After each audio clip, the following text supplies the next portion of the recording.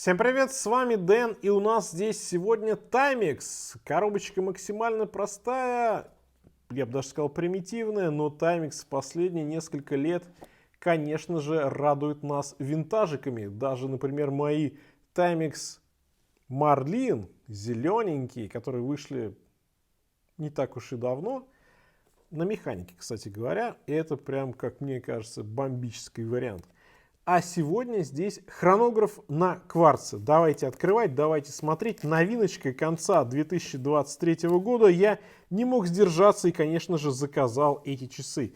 С официального сайта Timex они стоят очень даже недорого, $179. И, соответственно, вы можете воспользоваться любой службой пересылки, типа там почты или бандеролькой, и эти часы заказать себе.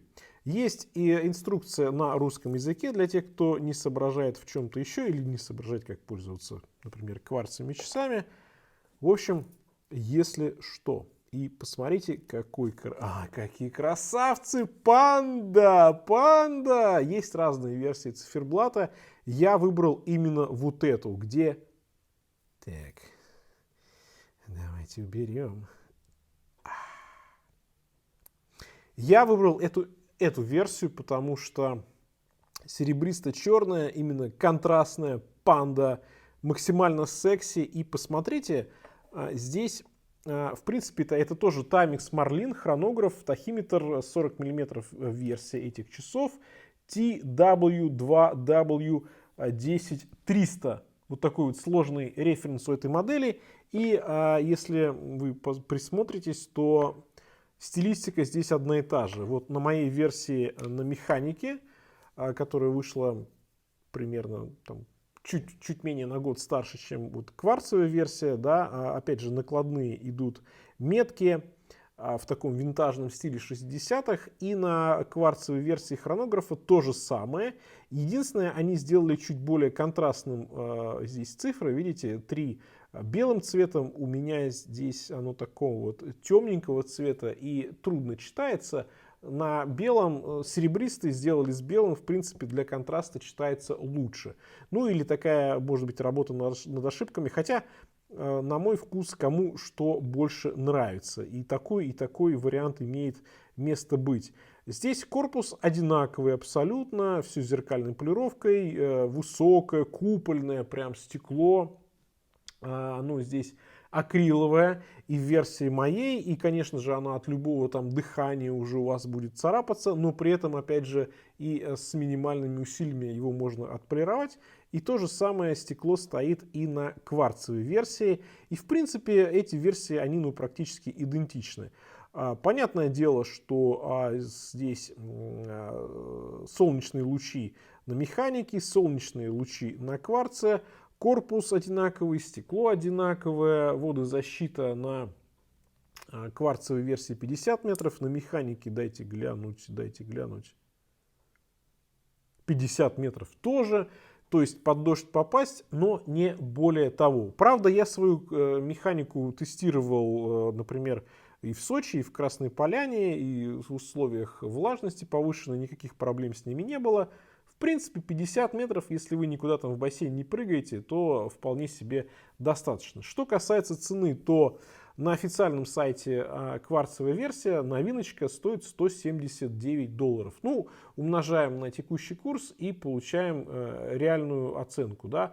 Не так уж и дорого, если мы берем что-нибудь типа там 90-100, ну, понятно, 15, а то и почти уже 20 тысяч с учетом комиссии за выкуп, комиссии за курс, доставки и так далее. 20 тысяч рублей за кварцевый хронограф, наверное, дороговато. С другой стороны, это Timex в реально шикарном стиле, очень выверенный, очень красивый. Таких часов, конечно же, практически ни у кого на запястье не будет.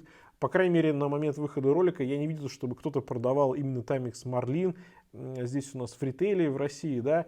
Поэтому, слушайте, ну, если вы хотите вот что-то такое необычное, что-то такое прям пушка вот в винтажном стиле, и сделано приятно, сделано классно, сделано со вкусом, сделано лампово, потому что акриловое стекло поставить, это надо иметь смелость, ведь большинство покупателей скажут: давай мне хотя бы минералку или скажет, давай мне сапфир, потому что любой бренд с Алиэкспресс даст мне сапфир, нахрен, блин, за $179. А вы в Таймиксе зажрались совсем, даете всего лишь-то эту старую хрень, акриловое стекло, плексиглаз, нахрен, который царапается просто от рубашки, от манжета рубашки.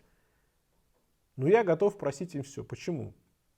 Потому что так, как смотрится акриловое стекло, не смотрится ничего. Я не знаю, как это сказать. То есть визуально на видео это, конечно, не видно.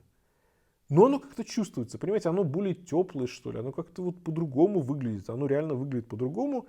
И когда у вас, вот скажу так, когда у вас в коллекции несколько часов, и вы носите их не каждый раз, и вы понимаете, что такое акрил, и вы понимаете все эти риски, и понимаете весь этот геморрой, тогда можно брать акрил. Вот так.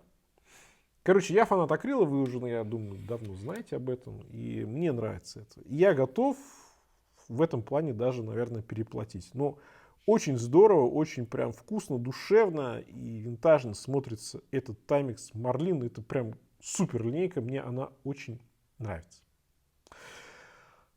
И на этой прекрасной ноте мы с вами будем измерять корпус. Он здесь 30... Чего? 40 миллиметров. Высота, с учетом того, что стекло здесь, наверное, миллиметра 3. 13,3. Без стекла, я думаю, будет где-то 10. А по ремешку давайте посмотрим. 20 и от ушка до ушка, что получается? 49,7. В общем, максимально универсальная модель.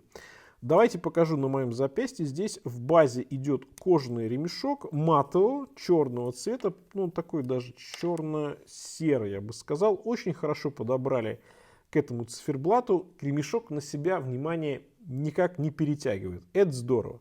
Мое запястье 18,5. Ну и, собственно, вот такую посадочку мы с вами видим. Очень даже приятная, хорошая, здоровская посадочка.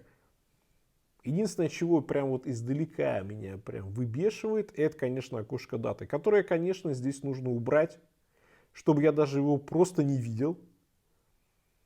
Ну, либо как минимум сделать его не белым, с белой подложкой, а хотя бы сделать серебристый, как цвет циферблата.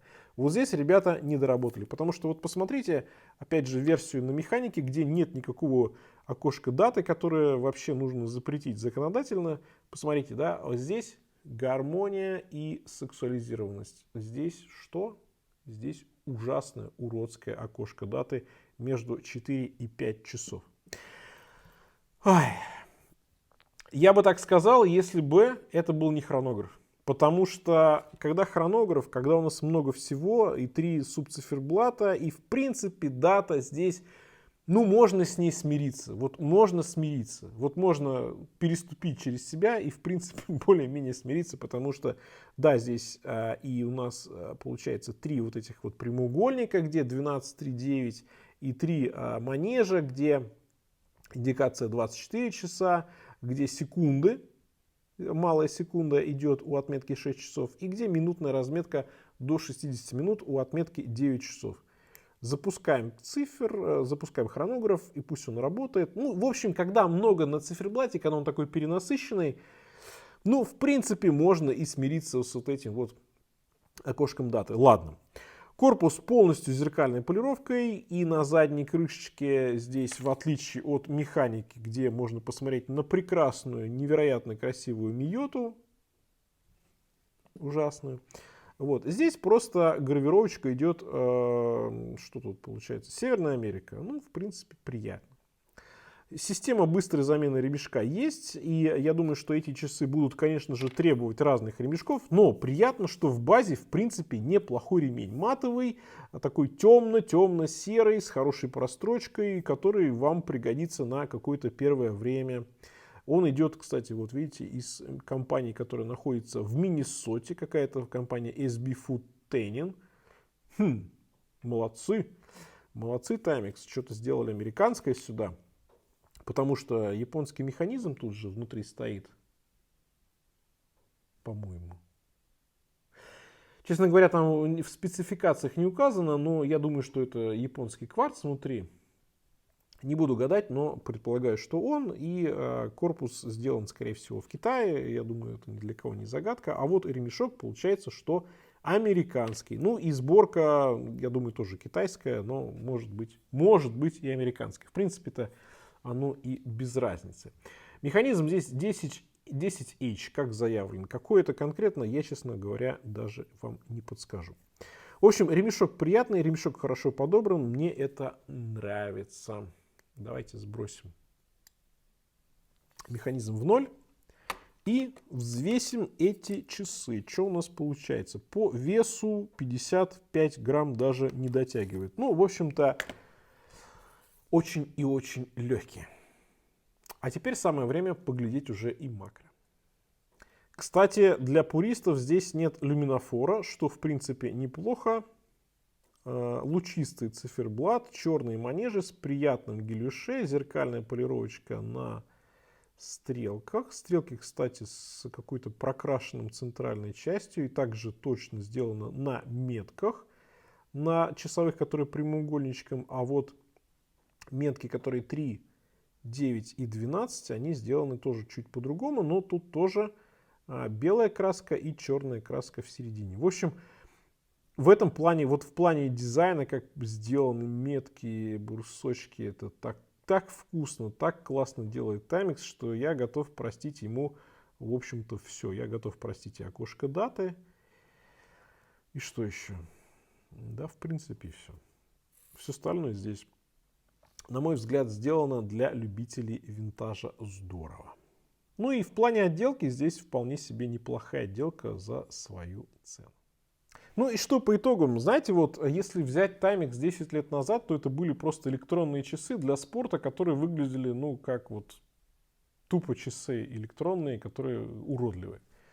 В последние несколько лет, когда начался вот этот бум винтажа, Timex вытащил из рукава свои старые винтажные наработки, сделал несколько вкусных, сочных моделей за достаточно доступную сумму, с учетом того, что это все-таки американский бренд. И я думаю, что Timex идет в правильном направлении. Очень много вкусных, интересных, сочных, прям горячих моделей. Да, понятное дело, с какими-то характеристиками вам нужно будет смириться. Но если вам это окей, то Timex, конечно же, вас порадует, как меня радует вот эта механическая версия уже, ну, практически на протяжении года. На этом у меня все. Всем пока, с вами был Дэн. Увидимся.